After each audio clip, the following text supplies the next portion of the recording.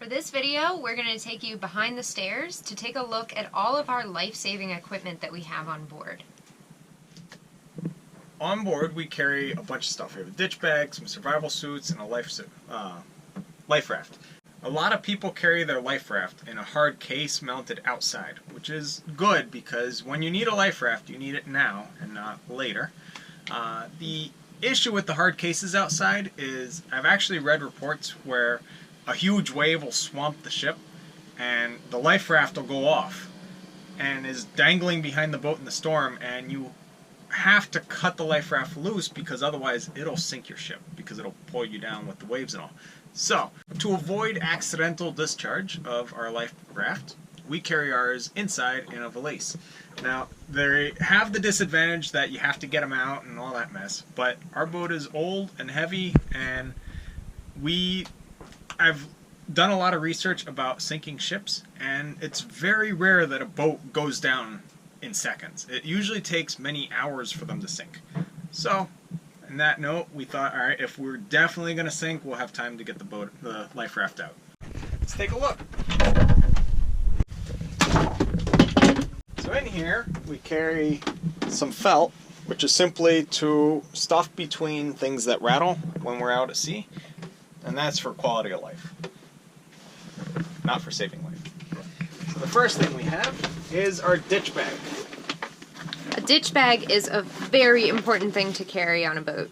Yeah, so if stuff's going bad and we have to jump ship, you grab this bag, it's got everything you need, and off we go. When we're offshore or international, we keep our passports in this. That way it's ready to go, but for now, we don't. So looking inside the ditch bag, we have a bunch of things. We carry a water filter system, which hopefully should make any water drinkable. So that's in there just in case. And then we have orange smoke, which is floating smoke. So what you do is you dump it and it turns the water orange. So if you've ever seen Top Gun, when his little jetpack ejection seat thing is floating in the water and they're coming to recover him, that big cloud that's easy to see from the helicopter, that's this stuff. And then we have some handheld flares, because they're good to have. We have a distress flag. Not that anyone would ever see a little flag, but it's good to carry. And then we have an air horn to have a sound device, and we have a flare gun with flares. Now, an interesting thing, apparently these are illegal outside of the US because they're considered a gun. So if you're going to another country that these are illegal, you might have to throw it out before you get in there. And then extra flares. And a whistle. And then those are the general physical things. And then we also carry one of these LED electric flares and batteries in here. The batteries are actually wrapped up inside that flag. So if we need to, we can just put it together, put the batteries in, and we're good to roll. And then, last but not least, the most important thing, we carry an EPIRB. And we carry a manual one. So they come in two types. One is where it's mounted to your boat, and the idea is that if your boat sinks, there's enough pressure on the casing, and it actually pops out and shoots up and is, beeping and sending signal. That's great, but the problem is the rescue people are coming to find this guy, not you. So you want to be close to it. So we have a manual one that we activate when we're holding it. So we're right there. Now, an important thing, a lot of people think you just flip the switch over and then it's activated, but that's not the case. You have to put it in the water because apparently the screws have to be immersed in salt water to connect the signal. So if you just hold it in your hand and turn it, apparently it doesn't actually go. You need to have it put in water. And they always say to have it with the lanyard and all that mess, but our thought is bring a bucket of seawater into the life raft, put this guy, and keep it with us. Because if you lose this, well, goodbye rescue. One really important thing with an EPIRB, you buy it, you have it, register it. Because if you don't register it, they don't know who or what you are. So the EPIRB is actually registered to the boat so that if it goes off, they know what they're looking for. The next thing we carry are 2 survival suits. So they are these guys, and they're immersion suits. So pretty much,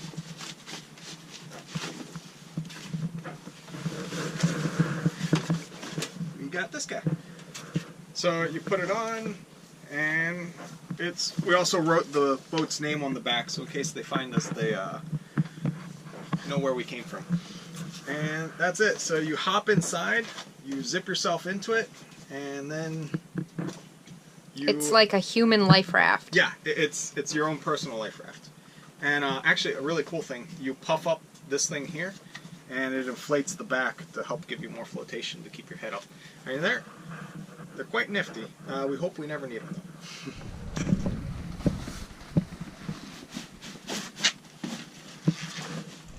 The last thing we carry is the life raft itself, which is down at the bottom. So we have one of those Revere Offshore Commander. So it's not rated for the rallies. So I think it was like some ISO certification. But we're at the boat show and we took a look at them. So what makes a life raft ISO certified is that the company pays a lot of money to have it certified. This one was actually better built out of thicker and stronger materials than the one that was rated. But we decided, since we never want to be participating in a rally, we'd rather have a stronger life raft, and it was actually cheaper as well. So all the good things. So it's the standard 2 tubes. That way, if one of the tubes gets punctured, you still have a second tube to keep you floating. It's got a canopy, ring collector, and a whole bunch of equipment inside it already. So to deploy it, all you need to do is get it outside, and then you actually tie this lanyard to a cleat. You throw the whole thing in the water, the lanyard goes pulling out. When it pulls far enough, it pulls a ripcord, and then the whole thing just inflates. So that's pretty handy. You don't actually have to go unzipping it or anything like that. And then once you're in the life raft, then you just cut the rope and say goodbye to your home as you stay in the life raft. So, really important thing, you never want to jump from your boat into a life raft, because that means that your boat is still floating. You want to swim to a life raft, because you keep your boat floating as long as you can, because it has all your water, your food, everything that you actually need to survive is in your boat. Your life raft is just the, oh crap, things went really bad, they're coming to get me. So never jump off a perfectly good boat and hop in a life raft, because I've read a lot of reports where they found people floating dead in their life raft because they jumped ship, and then they found the boat still floating, washed up on a beach somewhere else. So if those people had stayed with their boat and done absolutely nothing, they would have made it through that storm. So it's super imperative that you never jump out of your boat into a life raft, but instead swim into it, because your boat finally sank. It's been some really foul weather, so our phthalates are actually out drying at the moment. But we're going to look at some other equipment we carry to, 1, keep us safe, and 2, keep the boat from sinking. So, on the lines of safety, we each have our own inflatable PFD with a tether on it. And the tether has 2 hooks. It's got the long one and the short one. And the reason for these is if you're sitting somewhere and you're not going to be moving much, you can hook the short one in. If you're walking around, you can hook the long one to jack lines, the shrouds, cleats, anything that's a good, strong attachment point. Now when you're wearing it, you want it to be tight around your chest, so always make sure that you tighten the side. And with this guy, you want to put it through both rings. That way it completes the loop around you with the harness. So it's really important that when you clip into things, you have this one attached to both and the other one only clipped into one ring. The reason is, when you clip into something on the boat, say you fall overboard and you're being dragged behind the boat and you're going to drown if you stay attached, and you have to free yourself, you just pull this one and you're completely disconnected from the boat. If you have the other ones hooked around or something in there, it's just more to do and you might not be able to do it in time. This is the locker where we keep our life vests and our fowlies. Yeah. And down here is our massive Edson water pump, or bilge pump. We keep our medical emergency stuff on top of it, so all the important dental emergency equipment, and our blood pressure cuff. Now, the important thing with a very large pump, or any pump in general, is a thing called head. So the longer and the higher the pump has to pump the water, the more resistance it is and the less efficient the pump will be. So what you want to do is make sure that the distance from the pump to outside is as short as possible. So if you look here, that's it. It comes out of the pump and goes straight over the side of the boat. And we keep the handle to the pump right in here. So the idea is, open the pump up. Okay. The idea is you stand here, you're in the boat, you're safe. You're not going to be thrown overboard or anything like that, and you can just stand here and pump as much as your life can give you. And each stroke actually pumps 1 gallon. Actually, we had some water in the bilge. Out goes the water.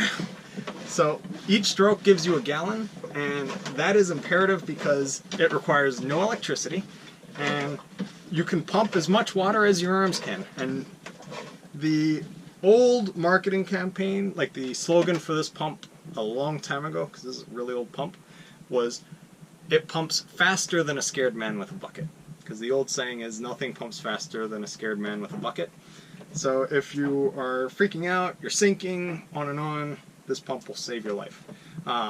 This pump's actually really famous. It's the Edson gallon per stroke pump. An old cruiser named Donald Street, he would carry these on every delivery he would do. And I read about one of his encounters where the stem of the boat actually opened up, which means that his bow popped open and was just taking on water. And they called the Coast Guard because they were sinking, and the Coast Guard said, "Okay, we'll get to you in 2 days." So they were like, "Okay, what do we do?"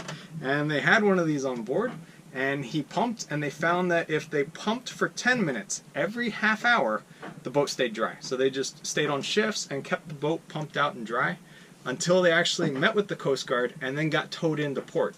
So instead of sinking and being rescued in a life raft, the boat was saved. So this is an epic pump that you must have on your boat if you're going to go cruising offshore. We have personal experience with this bilge pump because before we set off cruising, I accidentally forgot to disconnect our shore pressure one time, and a hose burst, and the entire boat was flooded. So water was at the floorboards, and things were quite bad. And this pump drained the bilge in under 15 minutes. So that's a lot of pumping power.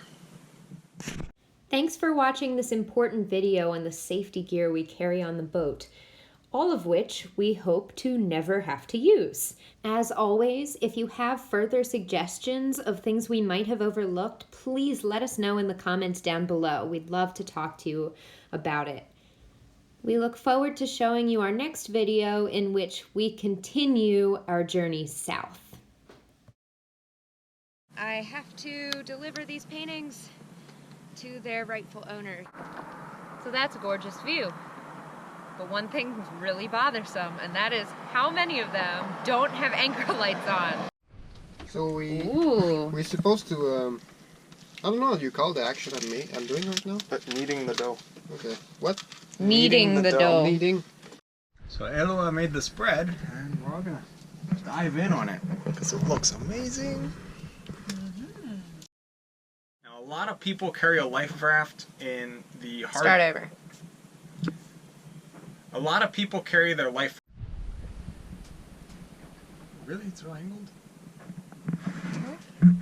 Oh. Just here. Ghetto hold. Thanks so much for watching. And if you want to become a sailing buddy, you can click the link down below to our Patreon account. Don't forget to like this video and subscribe to our channel. And when you click subscribe, make sure you click on the little bell in the annotation. That way you get notifications as soon as our next video is uploaded. Thanks so much.